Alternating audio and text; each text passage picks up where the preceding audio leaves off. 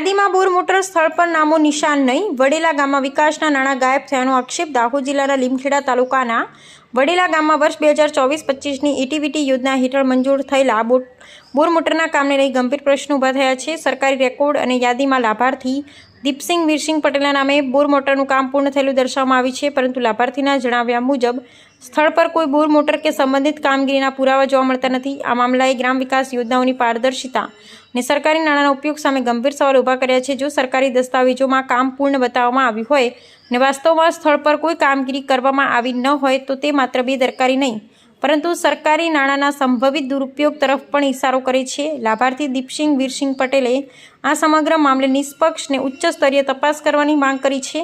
તેમનું કહેવું છે કે જો તેમના નામે કામ મંજૂર અને પૂર્ણ બતાવવામાં આવ્યું હોય તો તેની વાસ્તવિક સ્થિતિ અંગે જવાબદાર અધિકારીઓએ સ્પષ્ટતા કરવી જોઈએ।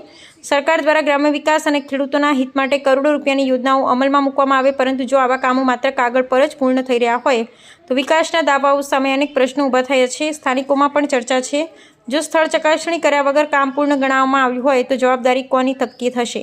સવાલો હવે ઊભા થાય છે કે બોર મોટરનું કામ ખરેખર કરવામાં આવ્યું છે કે નહીં, સ્થળ ચકાસણી કર્યા વગર કામ પૂર્ણ કેવી રીતે દર્શાવાયું, સરકારી નાણાંનો ઉપયોગ ક્યાં અને કેવી રીતે થયો, જવાબદાર અધિકારીઓને સંકળાયેલા લોકો સામે શું કાર્યવાહી થશે।